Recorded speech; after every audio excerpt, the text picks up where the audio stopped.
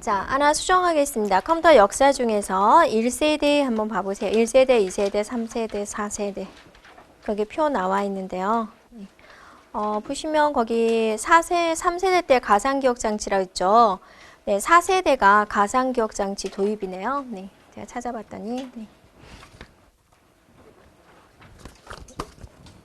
네, 그래서 네, 가상기억장치 도입 4세대. 그래서 이제 4번 문제, 연습 문제 4번. 4세대 컴퓨터 특징으로 볼 수 없는 것. 가상기억장치가 도입되었다. 3번에 가상기억장치가 도입되었다 써졌죠. 여기 몇 세대요? 4세대, 4세대. 네, 그래서 정답이 그렇게 됩니다. 네?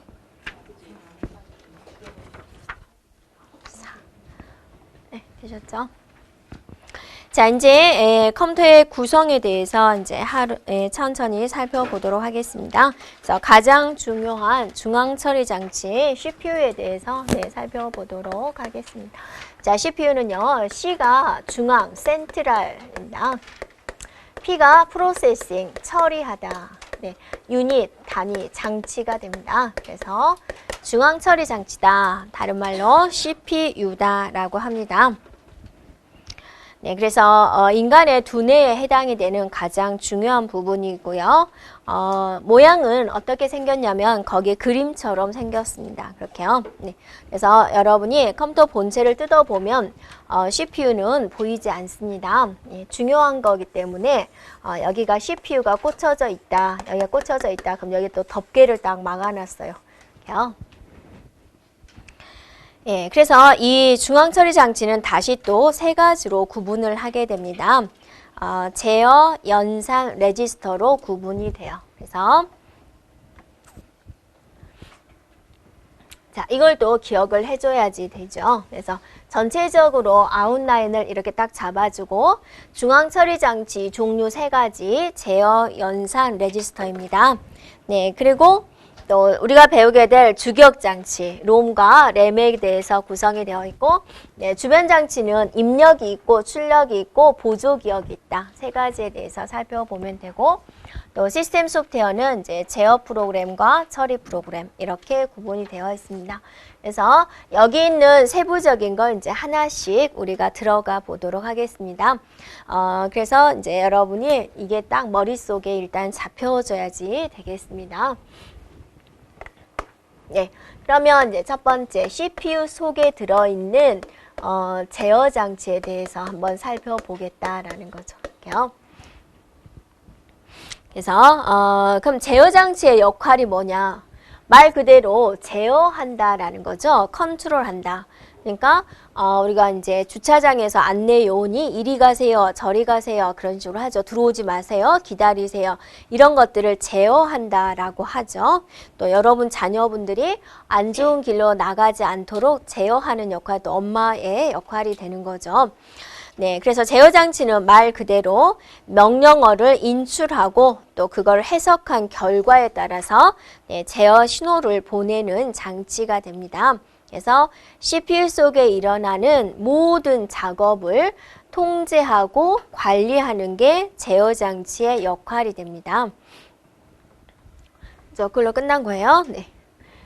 자, 그 다음에는 이제 두 번째 연산 장치가 있습니다. 네, 연산 장치는 계산하는 겁니다. 계산. 네, 계산.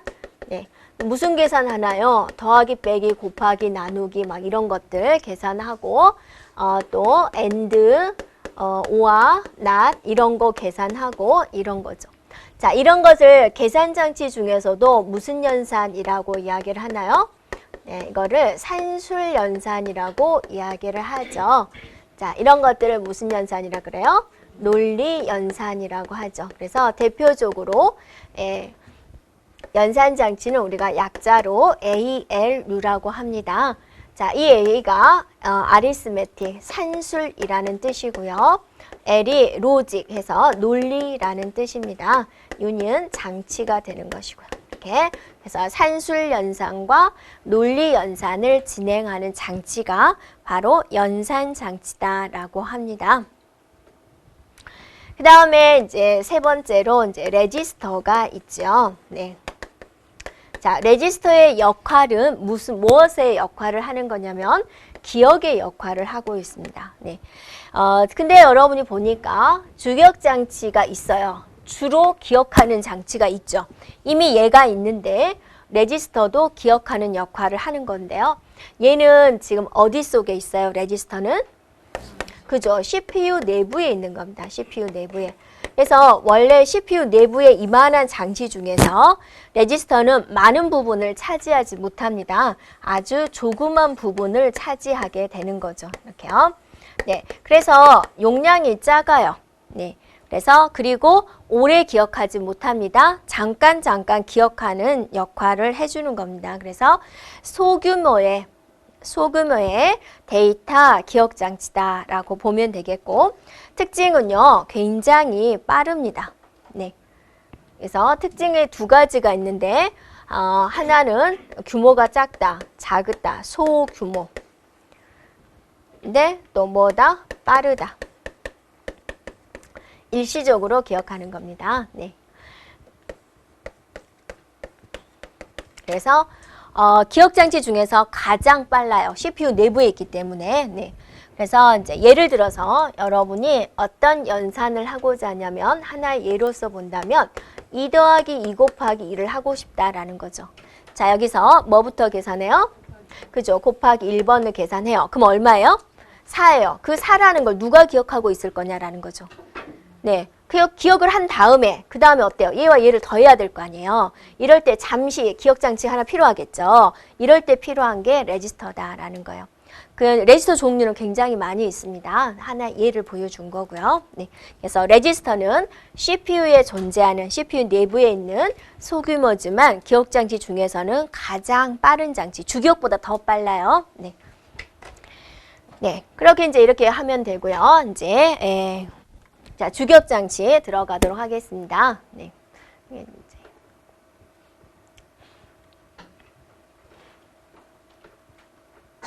자, 주기억 장치 갑니다. 자, 보면은 주기억 장치는 크게 롬과 램으로 되어 있습니다. 네. 자, 이 모양은 램의 모양입니다. 거기 나와 있는 것은. 네. 롬은 우리가 건들 수 있는 부분은 아닙니다. 네. 그리고 자세한 설명이 안 나와 있고요. 뒤쪽에 아주 자세하게 나오게 됩니다. 그래서 그때 다시 보겠습니다. 여기서는 여러분이 주기억 장치는 롬과 램으로 구성이 되어 있구나라고 보면 되겠고요. 여러분이 이제 또 본체를 뜯어보면 램은 뺄 수 있어요. 램은 이게 소켓에 이렇게 꽂혀져 있거든요. 잡아 빼면 빠집니다. 잡아 뺄 때 생각을 하셔야죠. 어떻게 끼울 것인가? 네. 그죠? 잡아 빼버리면 어때요? 자, 컴퓨터 모니터 안 나올 수 있습니다. 네. 그러니까 잡아 뺄 때 또 그대로 꽂아주면 됩니다. 똑 소리 나도록 꽂아주면 돼요. 네. 그래서 또 업그레이드도 시키죠. 램을 이제 또 좋은 걸로 바꾸면 컴퓨터 속도도 조금 빨라지는 게 있습니다. 자, 그 다음에 입력장치를 보세요. 입력장치 종류도 우리가 뒤쪽에서 하나로 다루게 될 거고요. 일단 우리가 알고 있는 입력장치는 키보드, 마우스가 있죠. 그거 외에도 스캐너도 있고 카드 리더기도 있고 OCR, OMR, MICR 이런 것들도 있다라는 겁니다. 자, 그 다음에 이제 또 뭐가 있어요? 입력이 있으면 출력이 있겠죠. 네, 출력 장치는 뭐가 있느냐? 얘를 가장 흔한 걸로서 모니터, 프린터가 있죠. 네, 그 다음에 그 외에도 여러 가지가 있다라는 겁니다. 네. 자, 보조기억 장치도 보면은 자, 주기억 장치가 있었어요. 네. 근데 주기억 장치는 컴퓨터를 끄면은 안에 있는 내용이 다 없어져 버려요. 그래서 연구 보고 저장할 뭔가 매체가 필요하겠죠. 그래서 보조기억 장치가 필요하다.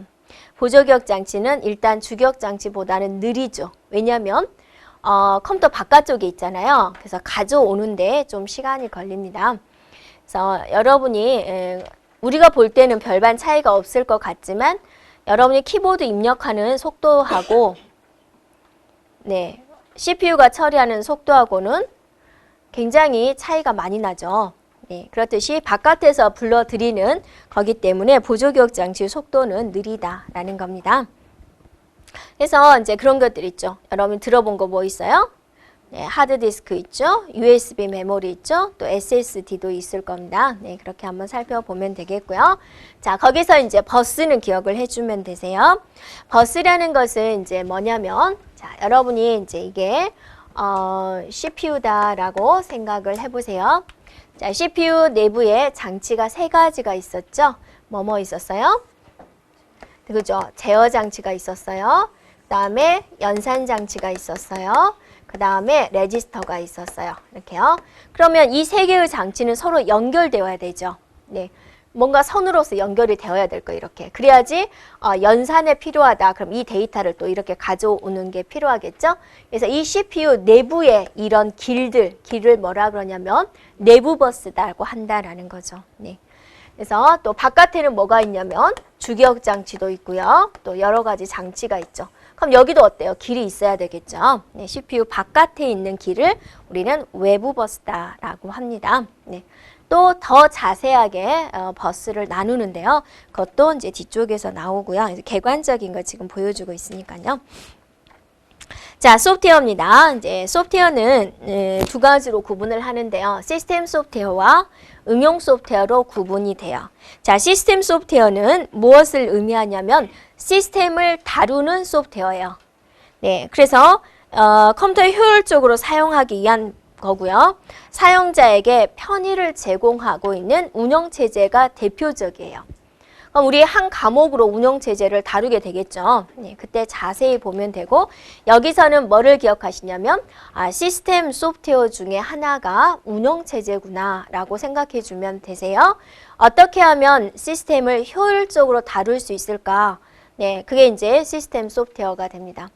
자, 여러분은 운영체제 뭐를 사용하고 있냐면 윈도우즈를 지금 쓰고 있어요. 네, 그럼 운영체제가 윈도우즈 외에도 뭐가 있냐면 도스도 있고 유닉스도 있고 리눅스도 있고 네, 컴파일러, 입출력 제어 프로그램 이런 것들이 있다라는 거죠. 자, 응용 소프트웨어는 윈도우즈를 뺀 그러니까 우리 이제 운영체제를 뺀 나머지 한글, 엑셀 뭐 이런 것들 있죠. 그런 건 나머지는 다 응용 소프트웨어예요. 자기가 업무상 필요한 소프트웨어가 이제 응용 소프트웨어죠. 컴퓨터를 켜는데 도와주는 거 빼고는 이제 나머지는 다 응용 소프트웨어가 됩니다. 그 다음에 이제 펌웨어를 이제 우리가 또 기억을 해줘야지 되는데요. 네. 펌웨어다라는 것은 이제 롬에 기록된 프로그램을 우리는 펌웨어다 합니다. 롬이라는 게 뭐였어요? 어디서 롬이 나왔어요? 그죠? 주기억장치에 나왔죠. 주기억장치에 롬이라는 것과 램이라는 게 있는데요. 이 롬이라는 것은 이제 사용자들이 건들지 못합니다. 이거는 거의가 고정되어 있어요. 프로그램이요. 바꿀 수 없어요. 자, 일반 사용자들이 건드는 부분은 이제 램이라는 영역이에요. 근데 컴퓨터 켤 때마다 항상 똑같은 역할을 하는 프로그램이 있죠. 변화가 없는 거, 그것들은 이제 롬에 저장을 해둡니다.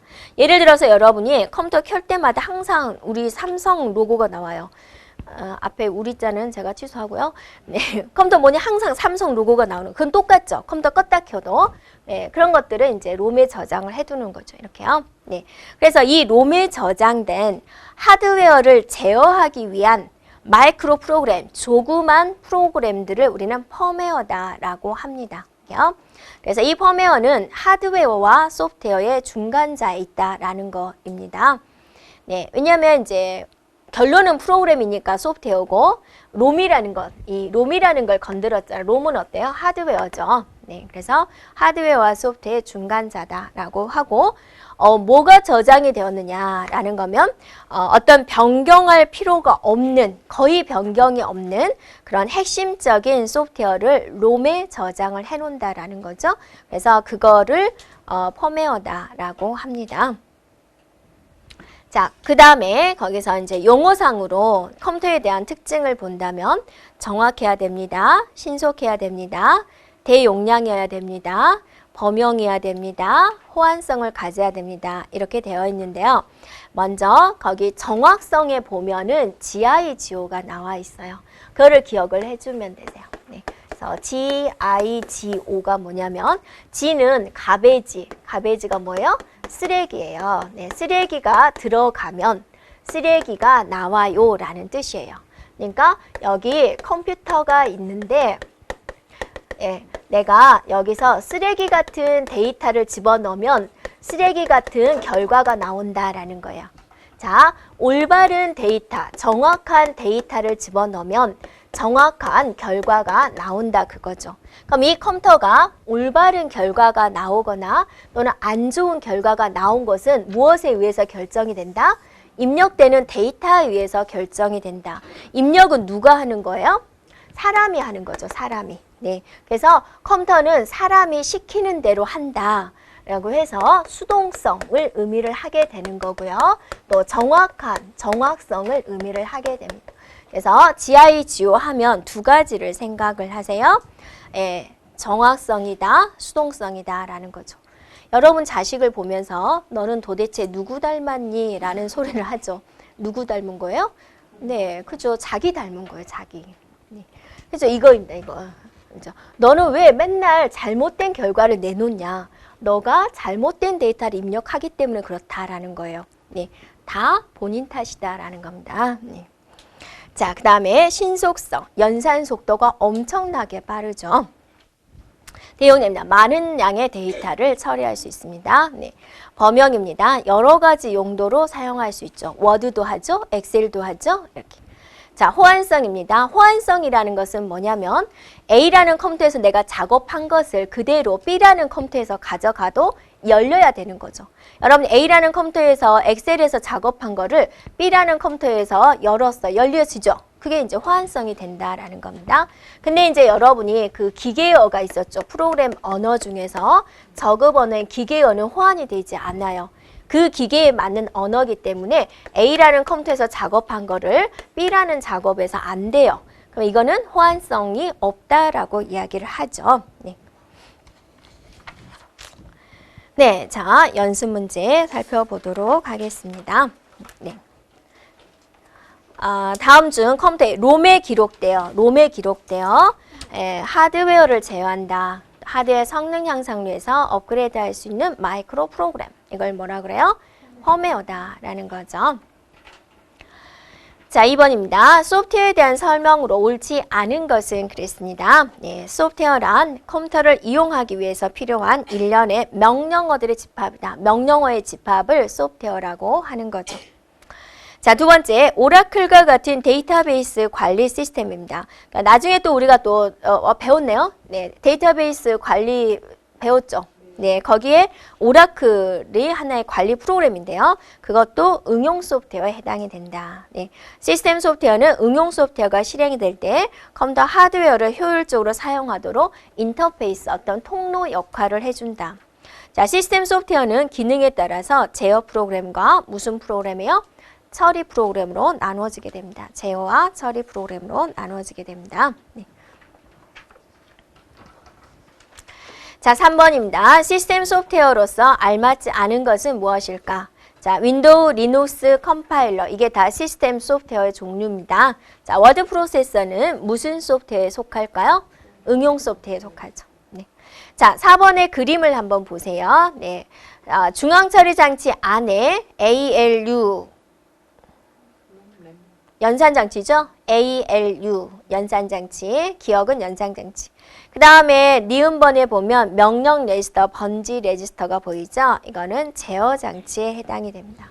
뒤쪽에 자세한 걸 배우고 이제 문제가 나왔어야 되는데요. 이러네요. 자, 5번입니다. 네, 응용 소프트웨어 종류로 아닌 것은 자, 윈도우즈는 뭐죠? 시스템 소프트웨어죠. 네. 나 엑셀, 포토샵, 워드 프로세서는 응용 소프트웨어가 되죠. 자, 거기까지 하고요. 이제 컴퓨터에 대한 분류를 넘어가도록 하겠습니다. 네. 컴퓨터를 한번 나눠보자라는 겁니다. 이렇게요.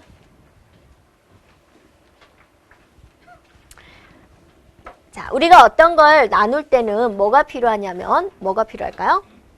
기준이라는 게 필요하죠. 이렇게. 뭐를 기준으로 나눌 것이냐. 그래서 여기 있는 이제 학생들을 두 부류로 나누시오 그랬어요. 그럼 어떻게 나눌 거예요? 그죠? 남녀로 나눌 수 있겠죠? 성별에 따라서 나눌 수도 있겠죠. 그럼 얘는 먼저 어떻게 나눠서 어떤 분이 어떤 간호사분들이 이제 농담으로 우리 병원은 너무 좋아. 겨울에 특히 좋아 그런 거예요. 왜요라고 그러니까 우리 병원의 응급실은 네, 가파른 언덕이에요. 그래서 눈이 오면 환자가 안 와요. 네, 그래서 쉴 수 있어요. 네, 그렇게 농담으로 이야기를 하고요. 또 간호사분이 근무를 하다가 응급 환자가 너무 갑자기 몰려온 거예요. 그래서 의사분이 응급 환자 순서대로 우선순위대로 줄을 세우라 그랬어요. 그럼 여러분 같으면 응급 환자의 우선순위를 어떻게 잡을까요? 네, 피가 많이 나는 사람 순서대로 잡았다는 네, 농담이 있습니다. 네. 자, 그래서 컴퓨터를 나눌 때도 어떤 기준으로 나눌 것이냐에 따라서 한 3가지 정도가 있어요. 이렇게요. 자, 먼저 어떠한 데이터를 취급하느냐. 네, 어떤 데이터를 취급하나요? 라는 것에 따라서 3가지로 나눠요. 그럼 데이터에는 우리가 크게 2가지가 있어요. 컴퓨터에서 사용하는 데이터는 2가지가 있습니다. 디지털. 우리가 일반적으로 쓰는 컴퓨터는 디지털 데이터죠. 네, 그 다음에 이제 반대되는 게 이제 아날로그 데이터입니다. 그래서 우리가 이제 보통 우리 인간을 말을 할 때도 논리적이다라는 말을 하죠. 그래서 논리적이다라는 것은 0과 1, 그러니까 yes, no, 네, no, yes 이것만 있는 거죠. 그러니까 굉장히 감정이 메말랐다라고 하죠. 뭔가 이제 대화를 할 때도 예, 아니오만 이야기하는 거죠. 근데 이제 아날로그 감성이다라고 하죠. 중간이 있는 거죠. 0도 아니고 1도 아니고 그래프 형태로 이렇게 가는 거, 연속된 거. 연속된 물리량 이런 거는 이제 아날로그 데이터다라고 이야기를 해요. 그래서 컴퓨터가 있는데 디지털 데이터를 사용하느냐, 아날로그 데이터를 사용하느냐에 따라서 이렇게 명칭을 붙여줬다라는 겁니다. 그래서 디지털 데이터는 말 그대로 디지털 데이터를 사용을 하는 겁니다. 그러면 디지털 데이터를 사용하는 경우는 주로 이제 컴퓨터 우리가 보통 보는 컴퓨터가 되는 거죠. 그래서 여러분이 사용하고 있는 컴퓨터는 거의가 다 디지털 컴퓨터일 것이다 라는 거고요. 자, 아날로그 컴퓨터는 시간에 따라 변화하는 물리량이에요. 연속돼 있어요. 딱딱 끊지를 못해요. 그래서 시간에 따라 연속적으로 변화하는 거. 예를 들면 온도라든지 습도라든지 이런 것들이 이제 아날로그 데이터에 해당이 된다라는 거죠. 네. 그 다음에 이제 하이브리드는 2개를 합한 거예요. 이렇게요. 네, 그래서 이 표는 여러분이 꼭 기억을 하고 있으면 되세요. 디지털과 아날로그를 구분을 해줘야 됩니다. 그래서 먼저 디지털에 대한 특징을 본다면 첫 번째 논리회로다 그랬습니다. 얘는 논리회로다라는 거예요. 논리회로. 논리회로는요, yes, no밖에 없어요. 그러니까 0이다, 1이다 밖에 없어요. 자, 0은 전기가 안 들어온 형태예요. 1은 전기가 들어온 형태예요. 그러니까 0, 1, 0, 1. 이제 여기 연결해요. 이렇게 생긴 회로를 논리회로라고 합니다. 입력 형식은 코드화된 숫자나 문자. 여러분이 키보드로 입력되는 데이터를 생각을 해보세요. 네, 문자나 숫자죠. 네, 그런 것들. 자, 출력 형식도 화면에 뭐가 표시되는지 보세요. 문자나 숫자죠. 네. 자, 정밀도는 있고, 자, 연산은 사칙 연산이 위주입니다. 자, 연산 속도는 느리다. 왜 그럴까? 한번 곰곰이 생각을 해보세요. 프로그램은 필요하고요. 적용 분야는 범용, 여러 분야에서 사용이 됩니다. 자, 이것과 비교해서 아날로그 컴퓨터는요. 자, 첫 번째 증폭 회로를 사용합니다. 자, 아날로그는 이렇게 증폭 회로를 사용합니다. 이런 식으로요. 네. 그래서 전류라든지 전압이라든지 연속된 물리량에 사용이 되고요. 정밀 그래프나 곡선으로 표시가 되죠. 그 다음에 미적분 연산을 해요. 여러분 학교 다닐 때 미분, 적분 생각을 해보세요. 항상 결과가 뭐예요? 그래프 형태로 나오죠. 네. 생각이 안 나면 그냥 이거구나라고 보면 되고요. 네. 연산 속도는 빠르다라고 되어 있는데 왜냐하면 단순하기 때문에 그래요. 자, 여러분 생각해 보세요. 응급실에 누워 있는데 뭔가 기계를 댔어요. 이 사람이 살아있나 죽어있나 이런 거 나오죠. 네, 빨리 나와야죠. 한 3분 뒤에 나오면 어떠세요? 의미가 없죠. 네. 자, 프로그램 필요 없고요. 특수한 목적으로 사용이 됩니다. 이렇게요.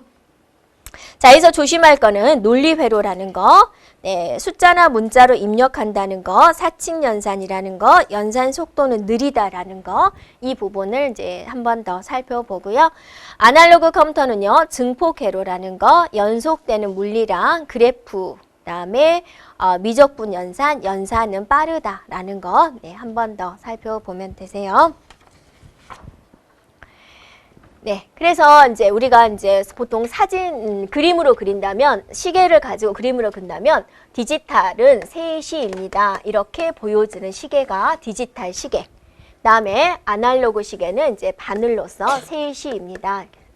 그죠? 하이브리드는 뭐예요? 2개 다 있는 거죠? 그래서 이렇게 있어가지고 3시, 이렇게 있는 게 이제 하이브리드. 하이브리드는 항상 뭔가 2개를 더한 거예요. 용어가. 그래서 요즘 학생들은 어떤 시계를 선호해요? 디지털인가요? 아날로그인가요? 그래요? 보통 디지털 시계를 찾더라고요. 핸드폰도 그렇고 해가지고. 그래서 이제 뭐 중학생, 고등학생이 시계를 읽을 줄 모른다. 이것에 너무나 익숙해져 버리니까 네, 그런 말도 있더라고요. 자, 이제 조건을 넘겨가지고 사용하는 목적에 따라서 구분을 했어요. 전용과 범용으로 구분을 했습니다. 전용이다라는 것은 이제 특수한 목적으로만 사용되는 거죠. 그러니까 그 컴퓨터는 딱 워드만 해야 돼요. 그 컴퓨터는 딱 어떤 특정한 한 가지 목적으로만 해야 돼요. 우리가 보통 쓰는 컴퓨터는 아니겠죠. 네, 군사용이다, 산업용이다, 이런 특수한 목적, 항공 분야, 과학기술 분야에서만 쓰는 거예요.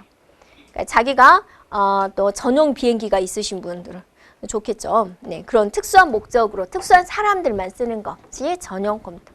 범용은 아무나 다 쓰는 겁니다. 그래서 우리가 쓰는 컴퓨터는 범용이겠죠.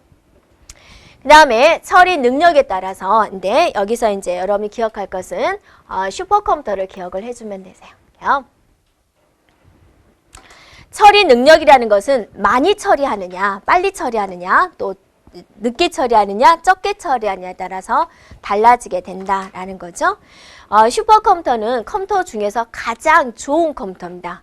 이보다 더 우수한 컴퓨터는 없어요. 그래서 그걸 슈퍼컴퓨터라고 그래요. 그래서 슈퍼컴퓨터는 가장 크고 가장 빠르고 가장 고가인 최첨단의 컴퓨터입니다.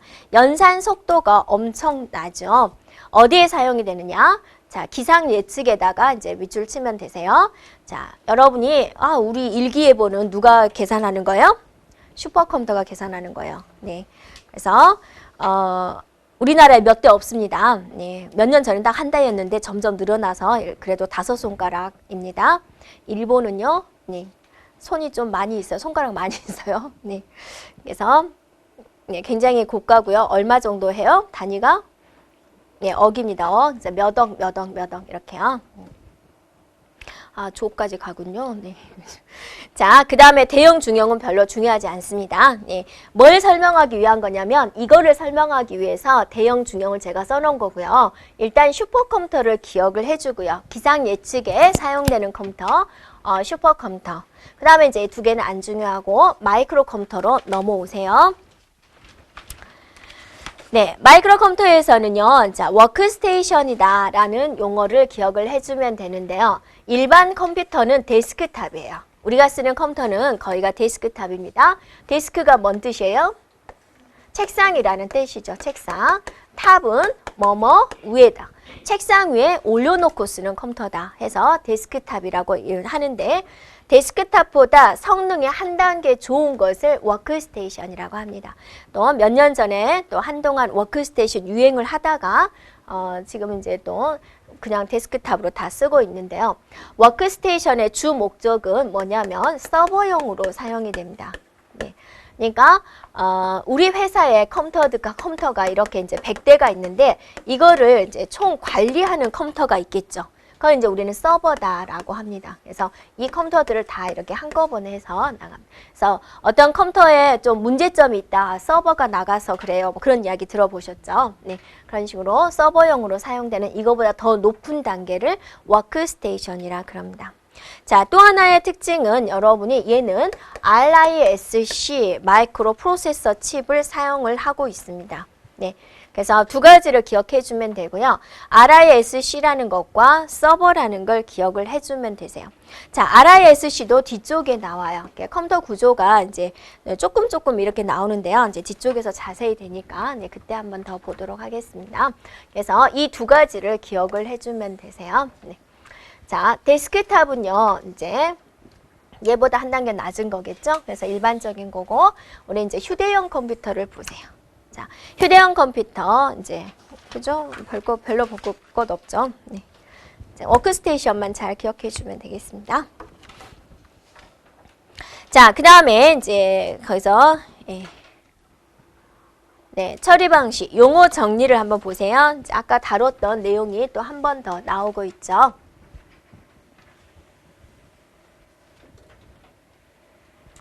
자, 여러분이 이제 처리 방식의 순서 한번 생각을 해보세요. 이렇게요. 네. 자, 1세대, 2세대, 3세대, 4세대였죠. 네. 자, 일괄 처리, 배치 처리다라는 거죠. 모아두었다가 한꺼번에 주기적으로 처리하는 방식이다라는 거죠. 네. 자, 실시간 처리, 즉시 처리하는 방식이다. 일이 발생됐을 때 바로 처리하는 방식이다. 네. 그죠? 네. 그 다음에 시분할 처리, 시간을 분할해서 처리하는 방식이다라는 거고요. 네. 그 다음에 분산 처리, 그죠? 하나의 일을 여러 대의 컴퓨터가 처리하는 방식이 분산 처리. 그죠? 네. 그 다음에 다중 프로그래밍, 다중 처리. 거기 안 써졌나요? 네. 네, 없네요. 네. 자, 다중 프로그래밍, 다중 처리. 한 개의 CPU가. 그죠? 한 개의 CPU가 여러 개의 프로그램 처리하는 거. 그죠? 그래서 한 개의 CPU가 여러 개의 프로그램을 처리한다. 그죠? 네. 그다음에 얘는 여러 개의 CPU가 여러 개의 프로그램을 처리한다. 이렇게 보시면 되겠습니다. 이 안 썼을까? 네. 되겠죠? 네, 넘겨도 되겠죠? 앞에서 설명했던 내용이니까요. 네, 그 다음에 이제 이거는 꼭 기억을 해줘야 됩니다. 1초를 가지고 이제 나눠본 거죠. 네. 자, 밀리세컨드 10의 마이너스 3승초, 마이크로 10의 마이너스 6승, 그죠? 나노세컨드 10의 마이너스 9승, 피코, 펜토, 아토, 잽토 이렇게 기억해 주면 되겠고요. 여기서 또 하나 기억할 거는 여러분이 밀리가 빨라요? 저 밑에 있는 아토가 빨라요? 그죠? 아토가 빠르죠. 그래서 이렇게 생각하시면 돼요. 이게 0.001초죠. 네. 얘는 0.000001초죠. 달리기를 하는데 여러분 몇 초 만에 들어와요? 그죠? 20초에 들어오죠. 20초라도 들어오죠. 네. 자, 20초에 들어온 사람이 있고 10초에 들어온 사람이 있고 누가 더 빨라요? 10초가 빠르죠. 그래서 시간은 하여튼 작은 게 빠른 겁니다. 그래서 문제에서 빠른 순서대로 나열하시오. 그럼 밑에서부터 나열해야 되죠. 네, 느린 순서대로 나열하시오. 그럼 여기서부터 나열을 해야죠. 네, 그래서 잘 보면 되겠습니다.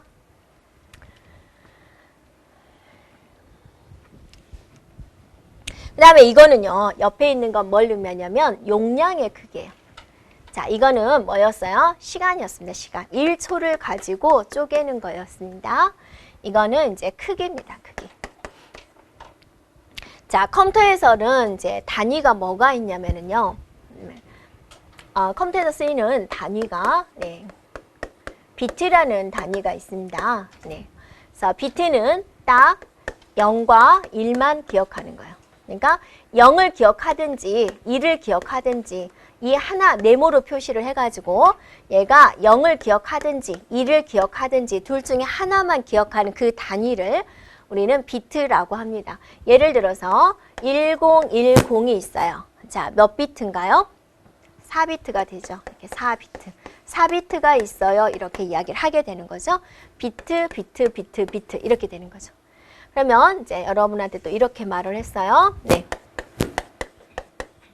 자, 이건 몇 비트예요?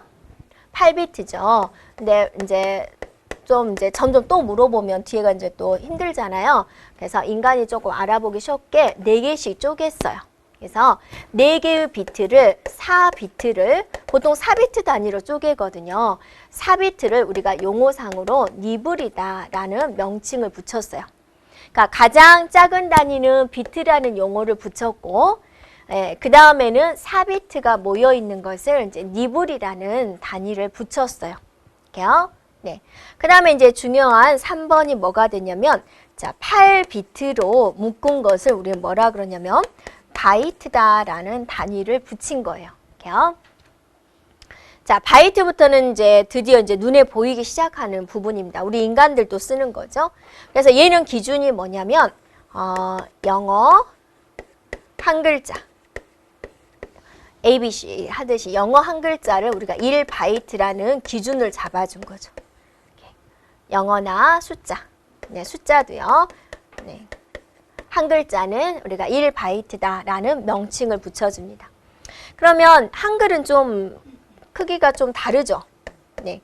한글이라든지 또 한자라든지 자, 이런 것들의 한 글자는 뭐라고 몇 바이트 차지할까요? 네, 2바이트 차지합니다. 이렇게 기준을 잡았어요. 이렇게요. 됐죠? 네.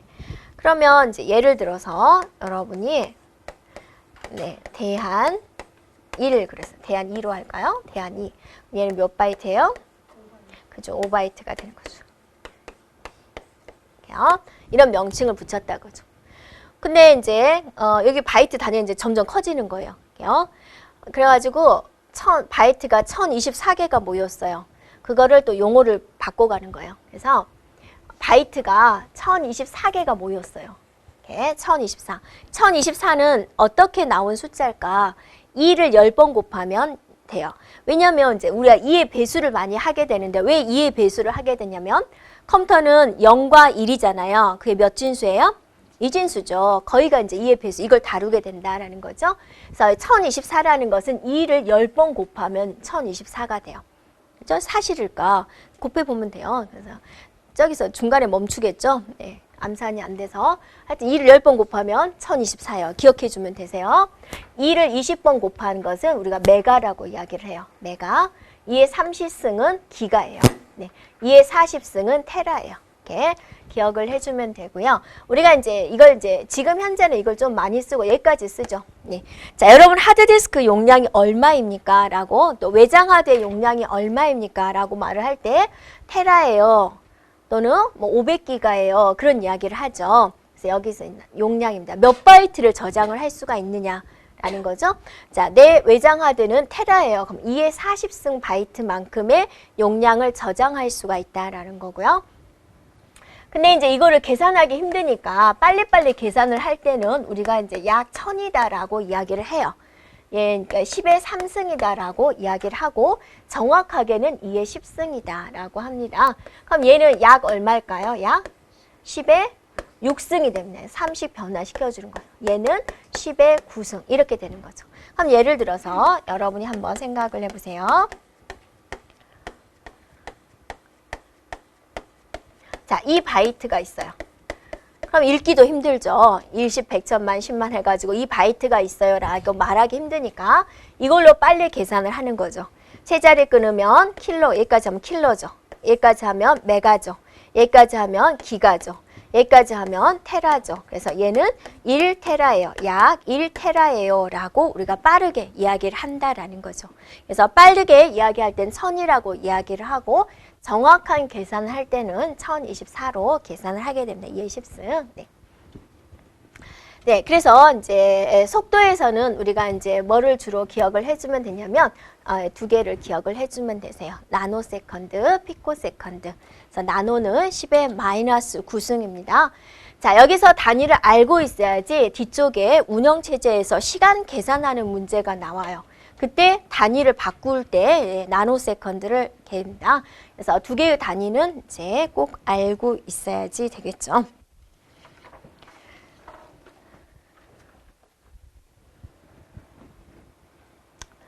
오늘 질문 없으세요? 적으신 분 한 분. 혹시 복습 안 하셨나요? 네. 그건 뭐죠? 5단원, 6단원. 6단원이 아마 재촬영인가요? 아, 관심이 없으셨군요. 네. 전번 주에 수업을 했잖아요. 거기에 이제 첫 번째 수업한 게 아마 저장이 안 됐었나 봐요. 그래서 오늘 또 재촬영하느라고 또 1시간 일찍 와서 또 그걸 또 다시 촬영을 했습니다. 네, 열심히 보시면 되겠습니다. 네. 그러니까 여러분이 이제 우리가 이제 이렇게 오프라인 수업한 것은 여러분 얼굴을 보고 하는 것이고요. 이제 온라인용으로 촬영할 때는 카메라만 쳐다보고 이야기를 합니다. 시야가 틀려지는 거죠. 네. 그러니까 텅 빈 강의실에서 이제 저 혼자 이렇게 하는 겁니다. 네, 촬영을 했습니다. 1시간 이제 오류가 안 나길 또 바라야죠. 네. 자, 문제 가겠습니다. 1번입니다. 1번. 자, 컴퓨터는 처리 방식에 따라서 아날로그, 디지털, 하이브리드로 나눌 수 있습니다. 아날로그 컴퓨터의 회로는 무엇일까요? 증폭 회로가 되죠. 네. 자, 2번입니다. 연산 속도의 단위로서 있는 것 중에서 가장 빠른 것은 무엇입니까? 피코겠죠? 네. 그래서 저 순서 이야기 해주면 되고 이거 외우실 때 이거 반드시 외워야 되거든요. 그래서 이제 2의 10승 단위니까 킬로, 메가, 기가, 테라죠. 그래서 까마귀, 날 그죠? 까마귀 떨어지다, 네, 떨어지다, 털어지다, 떨어지다 이렇게 순서를 이제 외우면 되세요. 어떻게든 외워야 되니까요. 자, 3번 갑니다. 네, 외울 게 너무 많잖아요. 그래서 데이터 처리 방식에 따라서 분류, 어떤 데이터를 처리하냐에 따라서 아닌 것. 자, 디지털, 아날로그, 하이브리드는 항상 짝꿍이죠? 네. 아닌 것은 3번이 되겠죠. 자, 4번 갑니다. 특수한 목적에만 사용되는 컴퓨터를 뭐라 그러죠? 전용이라고 하죠. 그래서 3번이 되죠. 자, 5번입니다. 길이, 전류, 온도, 속도와 같이 연속적으로 변화하는 자료를 그랬어요. 그럼 무슨 컴퓨터예요? 아날로그가 되죠. 됐죠. 네. 네, 여기까지 이제 좋은 시절은 다 갔다 그겁니다. 네. 자, 여기서부터 이제 논리 회로가 되겠습니다. 이제 계산 문제가 나오는 거고요. 네. 오늘의 목적은 이제 여기 논리 회로까지 마무리하면 집에 가는 걸로 하겠습니다. 그렇죠?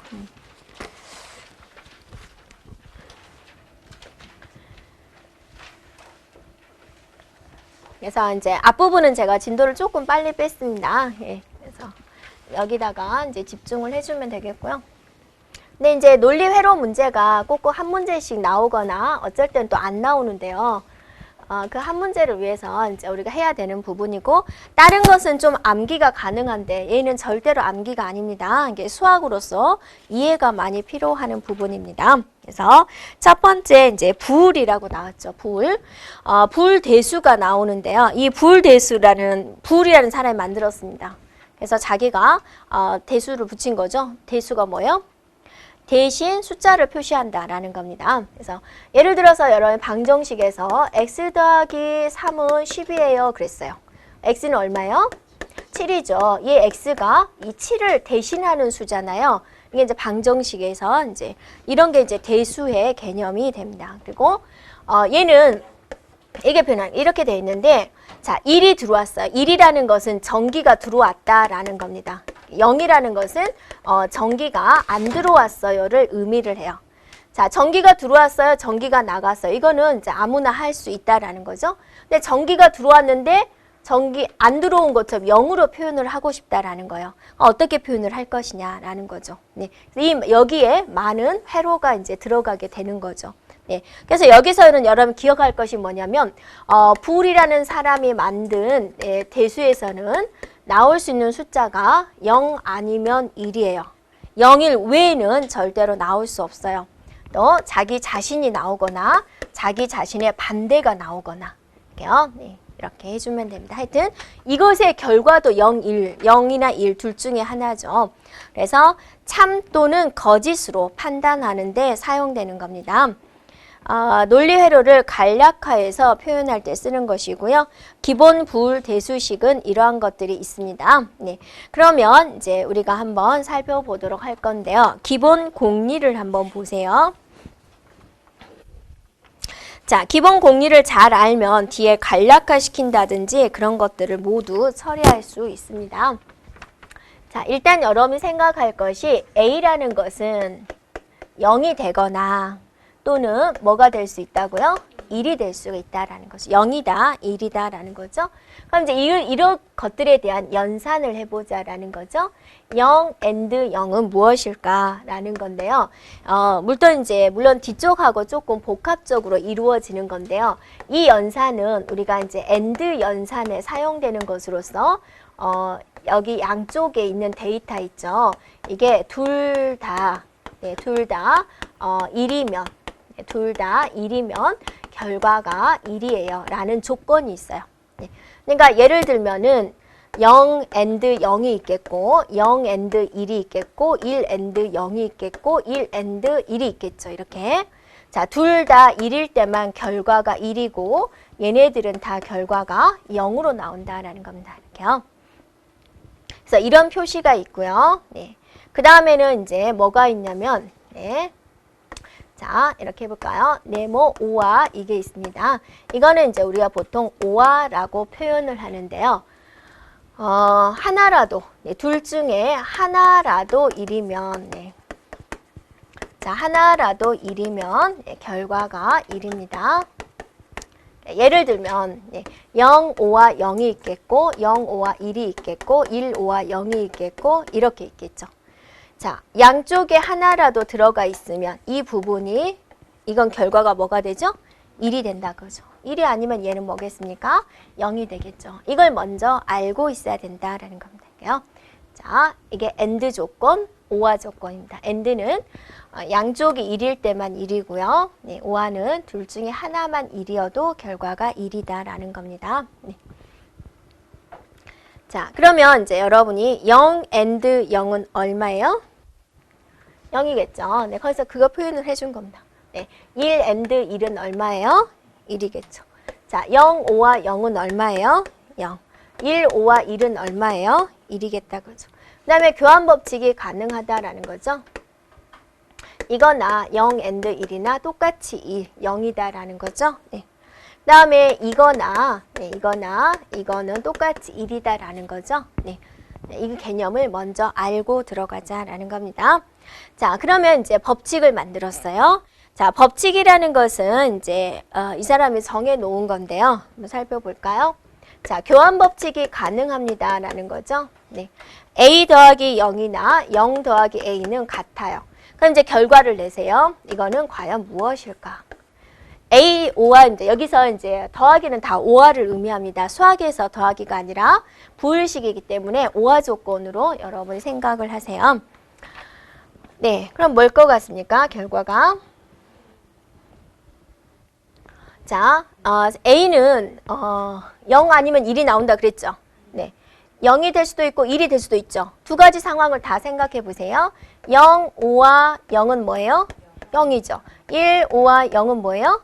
1이죠. 그러면 이게 0이 될 수도 있고 1이 될 수도 있는 거죠. 네, 0이다 1이다를 누가 가지고 있는 거예요?